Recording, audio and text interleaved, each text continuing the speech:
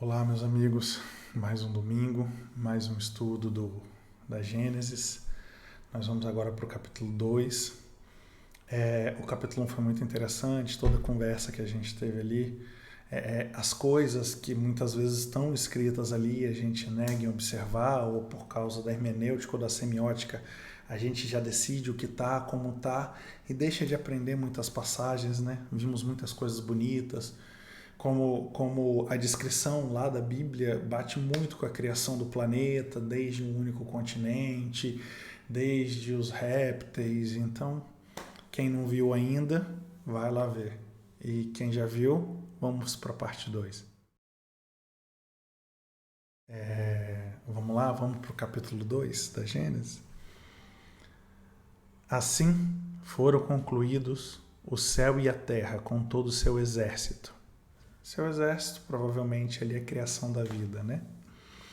Deus concluiu no sétimo dia a obra que fizera, e no sétimo dia descansou, depois de toda a obra que fizera. Deus abençoou o sétimo dia e o santificou, pois nele descansou depois de toda a sua obra de criação.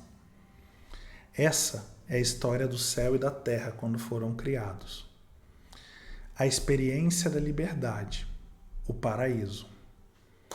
No tempo em que Yahweh, Deus, fez a terra e o céu, não havia ainda nenhum arbusto dos campos sobre a terra, e nenhuma erva dos campos tinha ainda crescido, porque Yahweh, Deus, não tinha feito chover sobre a terra, e não havia homem para cultivar o solo. Então aqui já no item 5, 4 e 5, a gente vê uma coisa muito interessante. Primeiro que tem aí o Yahweh. E tem várias pronúncias, eu não vou entrar qual é a pronúncia certa, porque tem pronúncias sem vogais, com vogais, tem pronúncias com som de R, e para a gente não faz diferença. A gente está aqui para entender o que a gente pode aprender e não cuidar dos mínimos detalhes, né? É para interpretar as coisas com amor. Então, assim, aí nós temos o que muitos chamam de nome de Deus, alguns chamam de exclamação do poder de Deus, que é o Yahweh. E é muito interessante porque ele entra na experiência da liberdade, né? Ele fala ali que quando foram criados, né, ainda não havia nada. Deus criou, mas ainda não havia nada. Era necessário a chuva e o homem para cultivar. Aí, continuando. Entretanto, um manancial subia da terra e regava toda a superfície do solo. Então, Yahweh, Deus, modelou o homem com a argila do solo, insuflou em suas narinas um hálito de vida, e o homem se tornou um ser vivente. Então, no capítulo 1, ele já tinha criado o homem. E agora, no capítulo 2, ele descreve essa criação. Fica aí uma coisa meio dúbia, porque se no 1 ele já tinha criado e no 2 vem a descrição, a gente fica assim, será que primeiro ele projetou, depois ele fez, ou será que é só a descrição de como o homem foi feito? Então aqui o homem feito do barro, insuflou vida, tornou um ser vivente. Yahweh, Deus, plantou um jardim em Éden, no Oriente, e aí colocou o homem que modelara.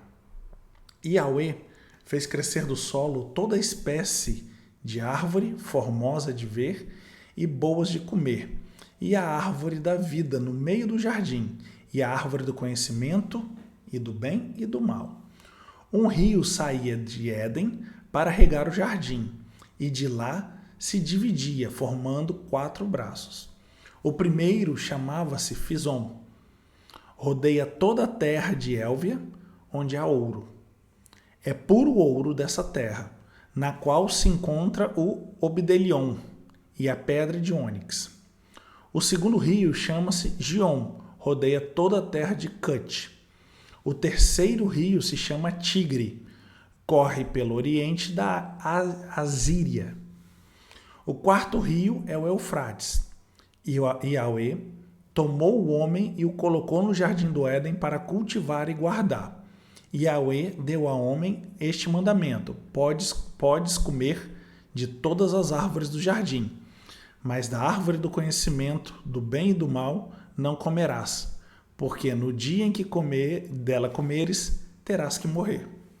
Então aí começam as metáforas muito bonitas, né? Então Deus cria, vem um rio cruzando o Éden, chega até o jardim de Deus, que se localizava no Éden, regava tudo, se dividia em 4 braços, tudo regado de ouro, ônix, bidélio, geon. Então assim, eu dividi ali em geon. Então assim, era tudo muito bonito. E Deus fez nascer as árvores, e aí que vem a genialidade desse todo simbolismo que a Bíblia tem. Porque quando ele fala que ele pode comer de tudo, menos da árvore do bem e do mal, a árvore do conhecimento, que ele viverá para sempre. Então, quer dizer, tem aquele simbolismo que muitas vezes a gente vê nas religiões ali da Idade Média, onde o conhecimento é o bem e o mal. E se o homem pega essa dualidade de bem e mal, ele tem a necessidade de morrer. Então só se encontra a vida eterna na inocência. Então aquela árvore ali do centro ali, representando o conhecimento do bem e do mal, é o motivo da morte do homem. Vamos continuar aqui. Yahweh disse: não é bom que o homem esteja só. Vou fazer um auxiliar que lhe corresponda. E Yahweh modelou então do solo todas as feras selvagens, todas as aves do céu, e as conduzia ao homem, para ver como ele as chamaria. Cada qual devia levar o nome que o homem lhe desse.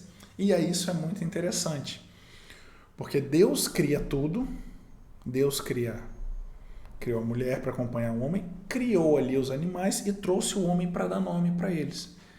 Claro que nós, durante os anos, durante as línguas e os idiomas, mudamos os nomes da maioria dos animais. Mudamos não, né? Modificamos alguns completamente. Mas é interessante essa passagem, porque é o homem que identifica o animal. O homem deu nome a todos os animais, as aves do céu e todas as feras selvagens, mas para o homem não encontrou auxiliar que lhe correspondesse. Então nenhum animal ali auxiliaria o homem de forma correspondente. Então Yahweh fez cair um torpor sobre o homem, e ele dormiu. Tomou uma de suas costelas e fez crescer carne em seu lugar. Depois da costela que tirara do homem, Yahweh modelou uma mulher e a trouxe ao homem. O homem exclamou: esta sim, é osso dos meus ossos, carne da minha carne. Ela se chamará mulher, porque foi tirada do homem. Por isso, um homem deixa seu pai e sua mãe e se une à sua mulher, e ele se torna uma só carne. Ora, os dois estavam nus, o homem e a sua mulher, e não se envergonhavam. Então aí no final desse capítulo, com muito simbolismo, muito bonito, eu acho que eu ficaria horas aqui conversando os menores dos detalhes, mas a gente traz essa imagem assim de um completar o outro, os dois se tornarem um só, o simbolismo da união e a importância deles. O Adão e Eva, né, ali, o homem e a mulher, porque não estão denominados aqui ainda como Adão e Eva, o homem e a mulher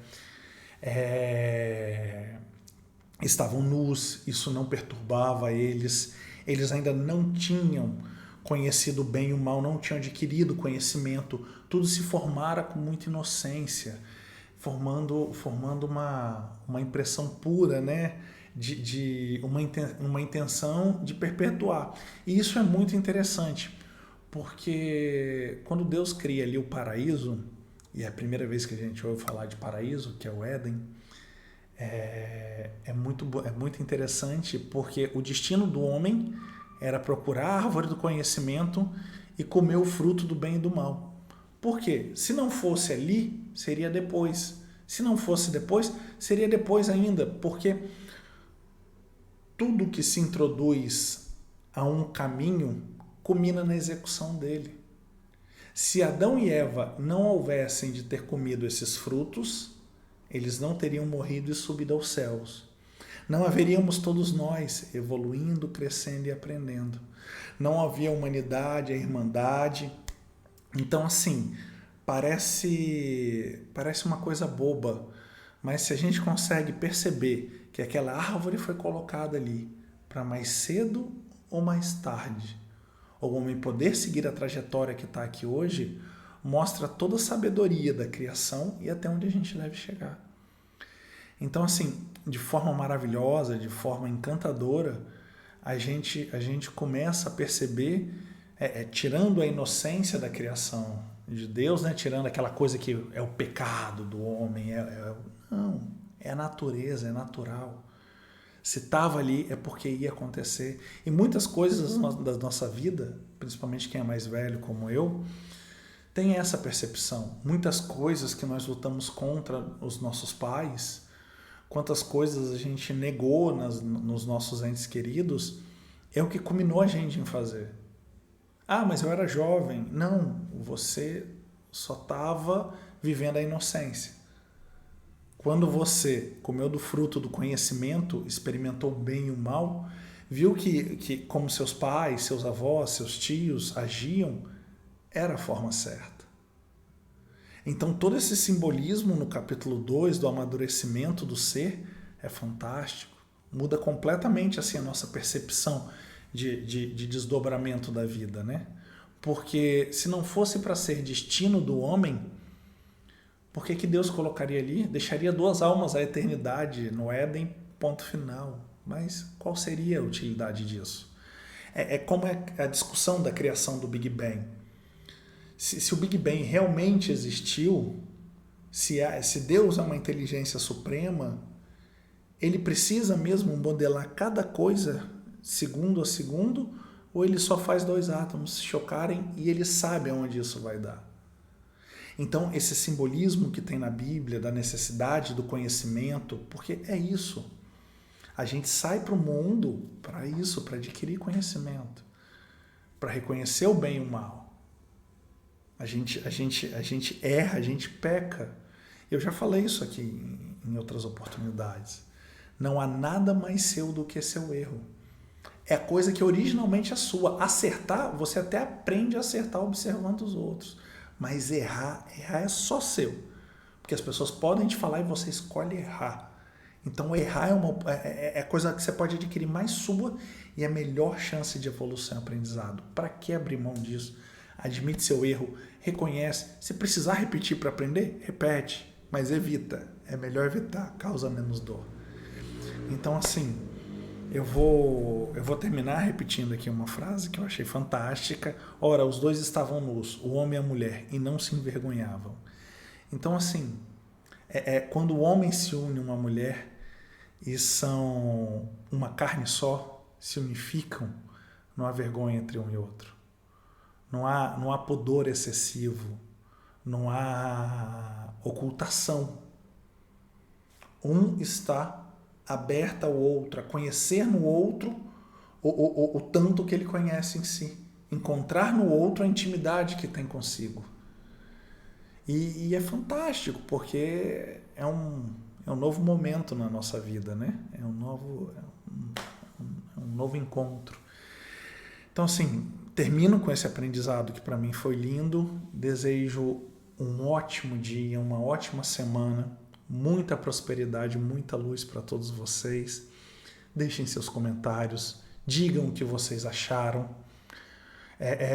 coloquem mais coisas. Se eu esqueci de algo que você acha relevante, não tem problema, coloque. Terei o maior prazer de gravar outro vídeo falando sobre o que falta. Eu acho que a gente está aqui para isso, para um acrescentar o trabalho do outro e a gente seguir em frente. Até mais para vocês e até a próxima.